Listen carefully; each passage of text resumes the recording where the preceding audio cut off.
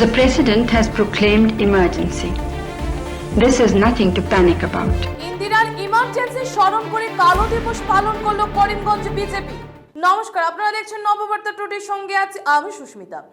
আজ থেকে ঠিক 50 বছর আগে দেশের মানুষের ভাগ্যে নেমে এসেছিল অনিশ্চয়তার কালো মেঘ।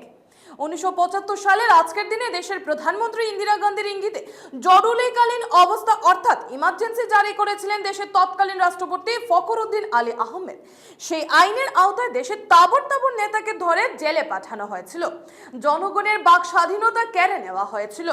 ইন্দিরা আমলের ইমার্জেন্সি দিনে সেই কালো অধ্যায়কে আজ স্মরণ করলো করিমগঞ্জ বিজেপি। জেলা সভাপতি সুব্রত ভট্টাচার্যের পৌরোহিত্যে আজ শ্যামাপ্রসাদ স্মৃতি ভবনে কালো দিবস পালন করা হয়। সভায় ইমার্জেন্সি দিনের কথা স্মরণ করে বক্তব্য রাখেন সুব্রত ভট্টাচার্য। এতে উপস্থিত ছিলেন পুরপতি রবীন্দ্রচন্দ্র দেব, মন্ডল সভাপতি কিশোর দে, সুদীপ চক্রবর্তী, ছন্দা রায় সিং প্রমুখ।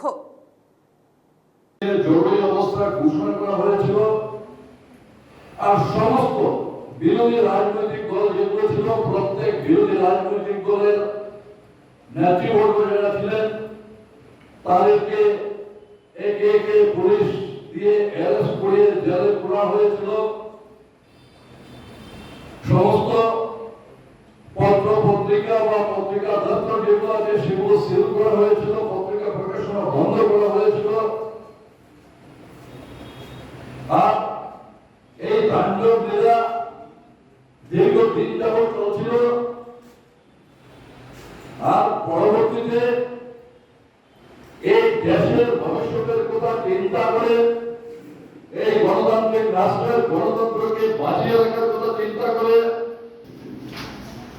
যারা হাতে গোনা কয়েকজন জেলার বাইরে ছিলেন তারা জেলার বাইরে থেকে বা যারা জেলার মধ্যে ছিলেন তারা জেলার মধ্যে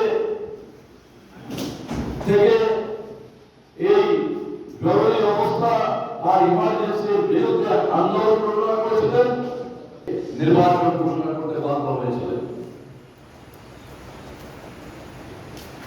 আর ওই সময় যিনি নেতৃত্ব দিয়েছিলেন এই জরুরি অবস্থার বিরুদ্ধে আন্দোলনে তিনি হলেন সমাজবাদী নেতা ডক্টর জয়প্রকাশ নারায়ণ। মূলত উনি বিহার থেকে ছিলেন। আর জয়প্রকাশ নারায়ণের নেতৃত্বে সমগ্র দেশে এই আন্দোলন ঘোষণা হয়েছিল। আর ওই জায়গায় এই দেশের রাজনীতিতে নতুন ইতিহাস তৈরি করে তৎকালীন জনসংঘ নামক রাজনৈতিক দল নিজেদের রাজনৈতিক আত্মপরিচয়কে স্থিমিত করে দিয়ে ওই আন্দোলনে ঝাঁপিয়ে পরবর্তীতে জনতা পার্টির নেতৃত্বে যেহেতু আন্দোলন ঘোষণা হয়েছিল আর সেই আন্দোলনের পরবর্তীতে জনতা পার্টির সঙ্গে জনসংঘ নামক রাজনৈতিক দল বিলয় হয় আর এক নতুন যাত্রা শুরু হয়। এই দেশের বুকে নতুন সরকার গঠন হয়।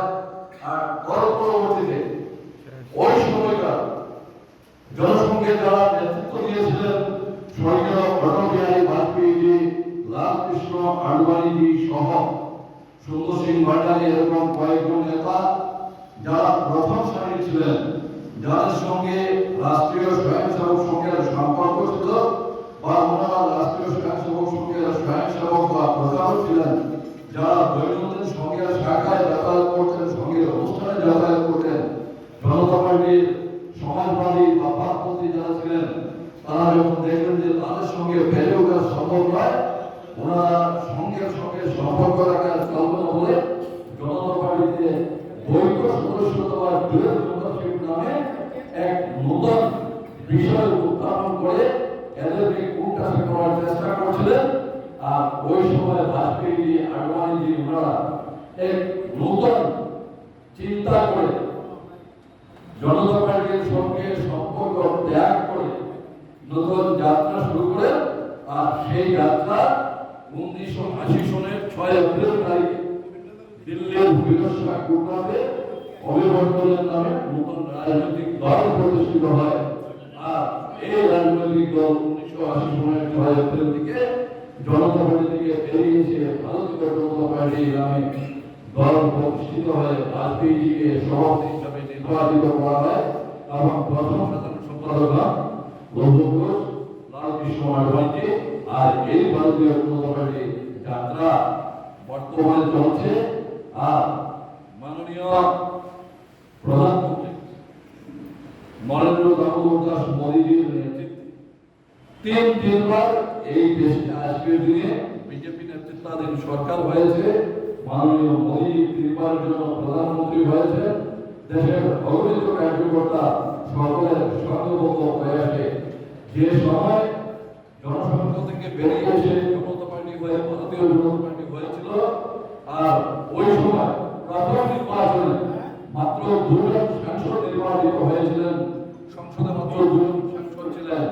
আর ওই সময় সেই সরকারের প্রধানমন্ত্রী পুত্র, যার নেতৃত্বের উপর প্রধানমন্ত্রী হয়েছিলেন, উনি বলছিলেন যে দলের 2 জন বাক্যপ্রশ্ন তত সময় অন্তর্পক্ষে আমার কাছে নেই। আজকের দিনে ওই দল হয়তোবা ভারতবর্ষ থেকে বিলুপ্ত হওয়ার পথে এগিয়েছিল, হয়তো কোনো কারণবশত সামান্য অক্সিজেনটুকু এইবার পেয়েছে।